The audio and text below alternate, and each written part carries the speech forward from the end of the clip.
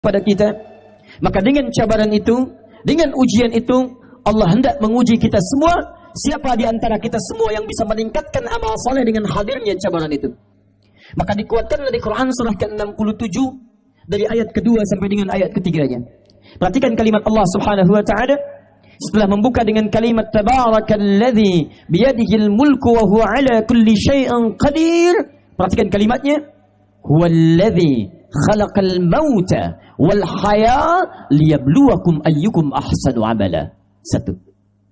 Dialah Allah yang mencipta kehidupan. Dialah Allah yang mencipta bahkan kematian. Apa tujuan ujian kematian dan kehidupan itu? Tiada lain liyabluwakum ayyukum ahsanu amala.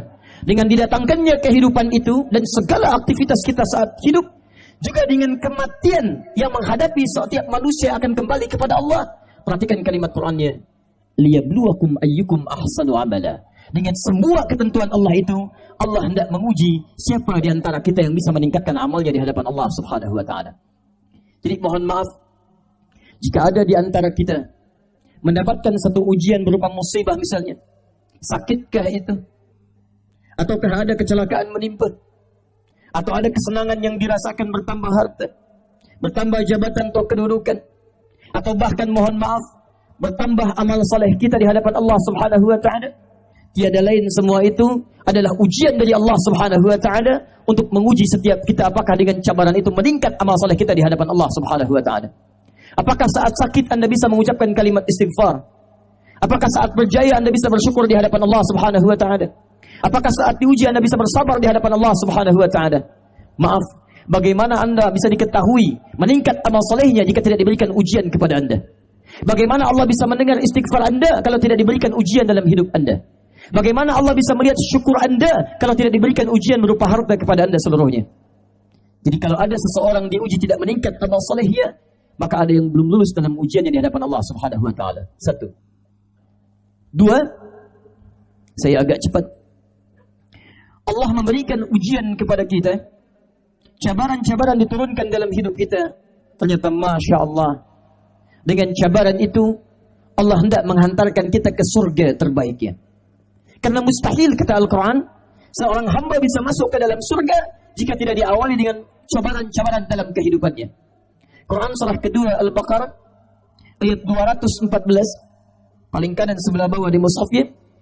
Kita baca ayatnya, kemudian kita sandingkan dengan Quran surah kedua Al-Baqarah ayat 155 dengan detailnya. Lalu kita lihat saat kita memasuki surga dan disebutkan dengan kalimat itu di Quran surah ke-13 ayat ke-24-nya. Perhatikan kalimat Qurannya surah kelas kedua Al-Baqarah ayat 214. Am hasibtum an tadkhulul jannata walamma ya'tikum mathalul ladzina khalaw min qablikum massathumul ba'sa wad-dharra wazulzilu hatta yaqula ar-rasul wal ladzina amanu ma'ahu mata nasrullah ala inna nasrallahi qarib. Am hasibtum an tadkhulul jannah? Apa Anda duga begitu mudah Anda bisa masuk ke dalam surga? Walamma ya'tikum mathalul ladzina khalaw min qablikum. Sementara Allah belum uji, belum Allah cabari kalian seperti umat-umat lalu yang dijamin masuk surga mendapatkan ujian dan cabaran dari Allah Subhanahu wa taala. Perhatikan Sayyidina Bilal bin Rabah radhiyallahu taala anhu. Kata Nabi, beliau ahli surga. Perhatikan Sayyidina Abdurrahman bin Auf radhiyallahu taala anhu. Kata Nabi, beliau ahli surga. Uthman bin Affan ahli surga. Umar bin Khattab ahli surga. Abu Bakar As-Siddiq ahli surga. Ridwanullahu alaihim jami'a. Apakah Bilal tidak dicabar? Bilal mendapatkan cabaran yang luar biasa. Apakah Umar tidak mendapatkan ujian? Umar diuji. Abdurrahman bin Auf diuji. Uthman diuji. Abu Bakar diuji. Ternyata semua orang yang ahli surga, kata Allah, mendapatkan cabaran dalam hidupnya untuk mengantarkan dia ke surga dengan cabaran itu. Hadirin, bukankah dengan cabaran itu ada pahala yang diberikan oleh Allah Subhanahu wa taala pada kita? Bukankah kita menambahkan pahala untuk mengantarkan dengan pahala itu ke surga? Perhatikan baik-baik. Ketika cabaran diturunkan dan seorang bersabar dengan cabaran itu, Quran surah kedua ayat 155, paling kiri sebelah atas. وَلَنَبْلُوَنَّكُمْ بِالشَّيْءِ مِنَ الْخَوْفِ وَالْجُوعِ وَنَقْصٍ مِنَ الْأَمْوَالِ وَالْأَنْفُسِ وَالثَّمَرَاتِ وَبَشِّرِ الصَّابِرِينَ. Setiap yang hidup akan kami berikan ujian, cabaran dalam hidupnya, berupa kekhawatiran, kelaparan, berkurangnya harta, ada yang sakit sampai dengan yang wafat, bahkan ada yang hasil kerja kerasnya dirampas oleh orang lain. Apa tujuan dari semua itu? Wabasyiris sabirin. Kami turunkan berbagai cabaran itu untuk menguji siapa yang mendapatkan kabar gembira saat ia bersabar dengan cabaran itu. Apa tujuan Allah mendapatkan sabar dari hamba yang dicabar itu? Perhatikan Quran surah ke-13 ayat ke-24. Saat Anda insya Allah memasuki surga, kemudian mengajak orang tua Anda, pasangan-pasangan Anda, anak-anak keturunan Anda, disambut oleh para malaikat di pintu surga, kalimat pertama yang mereka ucapkan, Salamun alaikum bima sabartum. Salamun alaikum bima sabartum. Selamat Pak Cik, selamat Mak Cik, selamat Tuan dan Puan, selamat untuk keluarga besar, silakan masuk surga karena Anda telah bersabar ketika diberikan cabaran saat di dunia. Kalimat malaikat ketika menyambut Anda di surga, itu kalimat ucapan selamat karena Anda bisa bersabar menghadapi cabaran di muka bumi ini. Jadi ketika Allah menguji Anda lewat cabaran, itu sesungguhnya bukan ingin merendahkan Anda, bukan ingin membuat Anda sulit dalam kehidupan. Sebaliknya, ketika Allah memberikan cabaran bagi kehidupan kita, sesungguhnya Allah sedang mempercepat jalan kita ke surga. Boleh unjuk tangan siapa yang mau masuk surga? Masya Allah. Inilah orang-orang yang mau dicabar oleh Allah Subhanahu wa ta'ala. Tayyib. Coba pilih dua ya. Satu, tidak ada cabaran, hidup Anda tanpa cabaran, tapi tidak masuk surga. Yang kedua, hidup penuh dengan cabaran dan bisa masuk surga. Tidak ada pilihan kedua dan tidak usah ngotot untuk memilihnya. Satu atau dua, hidup tanpa cabaran tapi tidak masuk surga, atau hidup penuh cabaran dan bisa masuk surga. Satu atau dua. Alhamdulillah. Karena itu sudah, untuk apa kita mengeluh dalam kehidupan? Ketika Anda diberi sakit, maka boleh jadi dengan sakit itu bisa mengantarkan Anda ke surga. Ada seorang ulama salih, jika beliau ini tidak sakit dalam sepekan, maka beliau menangis terseduh-seduh di hadapan Allah Subhanahu wa ta'ala. Ya Allah, kenapa hamba ini tak sakit dalam sepekan ini? Kawannya heran bertanya kepadanya, kenapa ya Syekh, Anda malah menginginkan sakit sementara orang menginginkan sehat? Kata alim ini, tidakkah engkau mendengar kalimat Nabi SAW bahwa pada satu penyakit itu ada ampunan Allah Subhanahu wa ta'ala? Bukankah ketika seorang sakit dia sering berzikir pada Allah Subhanahu wa ta'ala? Lisannya berzikir, amalannya meningkat, salatnya meningkat, lisannya bersabar. Hamba takut kalau sampai sepekan ini tidak ada sakit, hamba takut selama sepekan berbuat dosa dan tidak diampuni oleh Allah Subhanahu wa ta'ala. Perhatikan, ada ulama diberikan sakit, dia bersyukur kepada Allah Subhanahu wa ta'ala.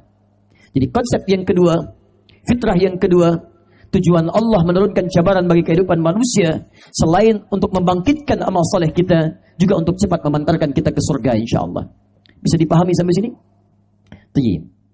Apa firman Allah dalam Quran ketika Nabi Yunus meminta selamatkan dari ikan paus, wa dhannuni idh dhahaba mughadiba wa dhanna an lan naqdiru alayhi. Perhatikan kalimatnya, fanada fi dhulumati an la ilaha illa anta subhanaka inni kuntu minadh dhalimin. Fastajabna, kami kabulkan doanya, kami selamatkan ia. Perhatikan ujung ayatnya. Allah tidak cakap, tidak firmankan kami hanya selamatkan Yunus, tidak. Wa kadzalika nunjil mu'minin. Maka kami pun akan selamatkan orang-orang beriman yang punya persoalan serupa. Apa persoalan serupanya? Ghamam. Ghamam. Ghamam itu mohon maaf. Wa najjaynahu minal ghammi. Dia masuk ke perut ikan paus, tapi ketika Allah berikan kalimat selamat, selamatnya bukan dikeluarkan dari ikan paus, bukan. Allah sampaikan di Quran, kami keluarkan dia dari awan gelap, mendung yang menyelimuti. Padahal dia masuk ke perut ikan paus. Tapi ketika diselamatkan, bahasa Qurannya bukan kami keluarkan dia dari perut ikan paus, bukan. Bahasa Qurannya, kami keluarkan dia dari awan gelap yang menyelimuti. Saya nak tanya pada tuan dan puan di sini, kalau masuk perut ikan paus itu gelap tak? Pernah masuk dalamnya? Tidak. Tapi kita bayangkan gelap ya. Sulit kita bergerak kanan, kiri, depan, belakang. Sulitnya luar biasa. Perhatikan jawaban Al-Quran ketika menjawab kami selamatkan Yunus dari awan gelap yang menyelimuti. Itu bahasa kiasan majaz. Dalam ilmu balaghah disebut dengan kinayah. Mengambil makna umum pada satu kejadian. Ya, dalam ilmu asbabun nuzul disebut dengan hukumnya al-ibratu bi'umumil lafzi la bi khususis sababi. kejadian ini jangan diserupakan dengan Yunus pada masuknya perut ikan paus. Bukan itu maksudnya. Maksudnya akan ada lagi di masa depan yang punya kesulitan seperti diliputi awan gelap yang mendung luar biasa. Seperti halnya Nabi Yunus masuk ke dalam perut ikan paus. Tuhan memang tak masuk dalam perut ikan paus, tapi Anda punya masalah seperti dinaungi awan gelap. Maaf, siang, terik, matahari pun begitu bersinar. Tapi karena masalah Anda pekat, seakan-akan tak nampaklah kehidupan di depan kita. Jalan jadi sempoyongan, tak bisa kita lihat. Itu yang disebut dengan najjainahu minal ghammi. Perhatikan ujung ayatnya. Jika ada orang punya masalah serupa dengan itu, baik di pekerjaan, di rumah tangga dia mau berpikir seperti Yunus, wa kadzalika nunjil mu'minin. Kami akan selamatkan dia seperti kami selamatkan Yunus di masa lalu. Jadi kalau ada ujian di masa lalu ditampilkan dalam Al-Quran, bukan sekedar jadi kisah dongeng belaka yang kita simak ceritanya, bukan. Tapi itu petunjuk bagi kita di masa kini. Kalau punya persoalan serupa, maka amalkan amalan-amalan umat di masa lalu.